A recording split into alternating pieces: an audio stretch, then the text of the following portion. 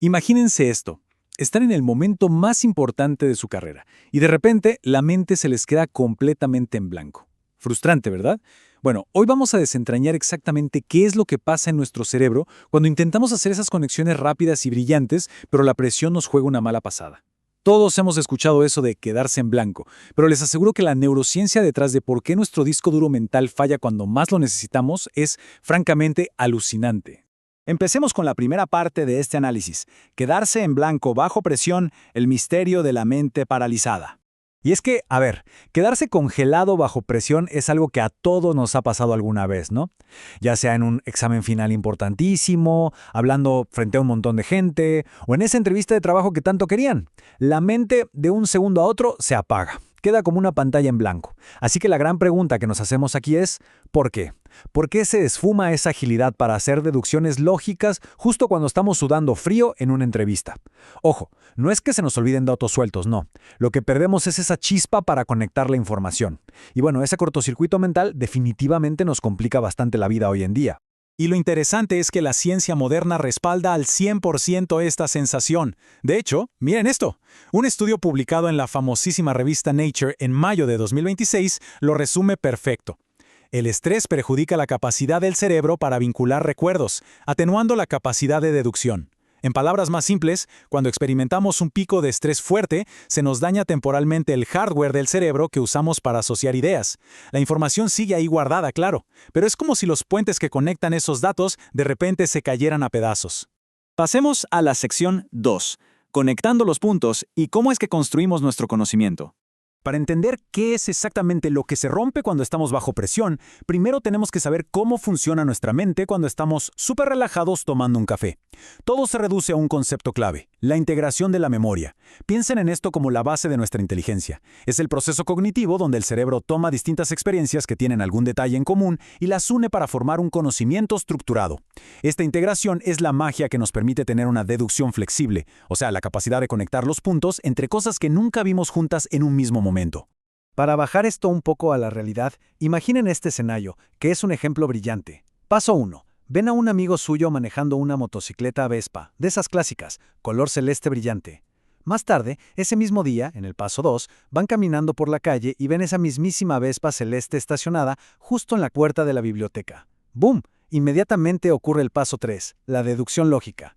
Su cerebro dice, mi amigo está allá adentro, en la biblioteca. Fíjense que el cerebro integró la memoria A con la B y luego la B con la C para deducir de la nada que A y C están conectados. Es increíble, ¿verdad? Pero, y aquí está el truco, para hacer esto, la mente necesita estar libre de estrés. Lo que nos lleva a la tercera parte, la prueba de estrés, o cómo inducir ese bloqueo mental a propósito. Ahora bien, para averiguar cómo el estrés destruye todo este proceso tan elegante, un equipo liderado por el psicólogo Lars Schwab armó un experimento súper ingenioso con 121 personas sanas. Querían provocar este bloqueo en un ambiente súper controlado. Fíjense en esta línea de tiempo de 2 días. El primer día los participantes memorizan unos pares de imágenes, digamos la asociación A-B. Al arrancar el segundo día, dividen al grupo. A la mitad los someten a mucho estrés y a la otra mitad la dejan tranquila como grupo de control. Justo después, a la mitad de ese segundo día, todos tienen que aprender nuevos pares de imágenes que se superponen con las primeras, la asociación BC. Y al final del día, sorpresa, les toman una prueba para ver si pueden hacer la conexión AC. Lo clave, presten atención a esto, es que el estrés se aplica justo antes de que intenten aprender la segunda pieza del rompecabezas. Seguramente se están preguntando cómo estresaron a esta pobre gente. Bueno, usaron algo llamado la prueba de estrés social de Trier. Al grupo de estrés lo hicieron sudar la gota gorda. Tuvieron que pasar por una simulación de entrevista de trabajo dificilísima, justificando por qué eran buenos ante un panel de jueces con cara de piedra, que no mostraban ninguna emoción. Y por si fuera poco, después les hicieron resolver cálculos matemáticos mentales súper complejos en voz alta. Mientras tanto, el grupo de control, la pasó genial. Dieron un discurso relajado sobre el tema que ellos quisieran y resolvieron sumas y restas facilísimas. El contraste de estrés entre los dos grupos fue enorme, como de la noche al día. Vamos a la sección 4, el parpadeo ausente. ¿Qué pasa realmente dentro de nuestro hipocampo? Una vez que tenían a todos bien estresados o súper relajados, los metieron en una máquina de resonancia magnética para ver qué pasaba en sus cerebros. Pero antes de ir a las imágenes, miren estos datos fisiológicos. La diferencia en los niveles de cortisol, que es la hormona del estrés, es brutal. El grupo de control tuvo la caída normal y natural de cortisol que todos tenemos durante el día, bajando 1.47. Pero el grupo de estrés UF tuvieron un pico tremendo, subiendo 1.34. Hablando en términos químicos, sus cuerpos estaban gritando peligro, alerta máxima. Ahora sí, a nivel neurológico, todas las miradas se van a esta partecita del cerebro, el hipocampo. Imaginen que el hipocampo es como el motor principal para integrar nuestros recuerdos, pero resulta que también está repleto de receptores de estrés. Es súper sensible. Y lo que descubrieron los investigadores fue, francamente, alucinante. Durante el día 2, cuando estaban tratando de aprender la información nueva, el hipocampo de las personas estresadas simplemente colapsó.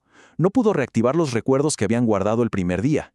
Hay un neurocientífico, Brett School, que tiene una frase que da en el clavo para explicar estos datos. Él dice, normalmente cuando codificas algo nuevo, hay un pequeño parpadeo de la experiencia pasada que viene a la mente. Ese parpadeo básicamente está ausente. Y es literal. El cerebro que está bajo presión no logra hacer ese viaje mental súper rápido hacia la memoria original. Y claro, sin ese parpadeo inicial es imposible hacer ninguna conexión. Pero esperen, porque el análisis llegó todavía más lejos y descubrió algo llamado diferenciación de patrones. En palabras sencillas, el estrés no solo frena la conexión, sino que empuja los recuerdos en direcciones opuestas. Es como si agarrara dos ideas que deberían ir juntas y las separara a la fuerza. Bajo presión, nuestro cerebro hace que las experiencias se guarden como eventos totalmente aislados e independientes, en vez de tejerlos todos juntos en una gran red de conceptos. Y así llegamos a nuestra última sección, la número 5, ¿por qué esto importa y su impacto en el mundo real? Y es absolutamente crucial que entendamos cómo todos estos datos fascinantes del cerebro nos afectan todos los días, porque esto no se queda en un laboratorio. Las consecuencias reales son enormes. Piénsenlo, en un entorno legal, si un testigo está pasando por un estrés extremo, esta falla en su memoria podría llevar a deducciones equivocadas o peor aún, a acusaciones totalmente falsas. Si miramos a la educación, el estrés crónico en los estudiantes les impide construir los conceptos que necesitan para realmente aprender y tener éxito académico. Y en el ámbito clínico, esta incapacidad para conectar las experiencias es un rasgo súper común en problemas de salud mental, como los trastornos de ansiedad o la psicosis. Así que si se tienen que quedar con un solo mensaje de todo este análisis, que sea este. Cuando estamos bajo muchísima presión, nuestro cerebro hace un trueque que nos cuesta caro. Sacrifica esa capacidad de formar un conocimiento rico, conectado y flexible y elige quedarse con una visión súper rígida de recuerdos completamente aislados. Básicamente entramos en modo de supervivencia, nos enfocamos en detalles sueltos y perdemos por completo la visión general. Todo esto nos deja con una reflexión bastante provocativa para cerrar. Si resulta que los momentos de mayor presión en nuestras vidas son exactamente cuando más necesitamos de nuestra agilidad mental y de nuestra intuición, ¿qué podemos hacer? ¿Cómo podemos entrenar a nuestro cerebro para proteger esa flexibilidad cognitiva?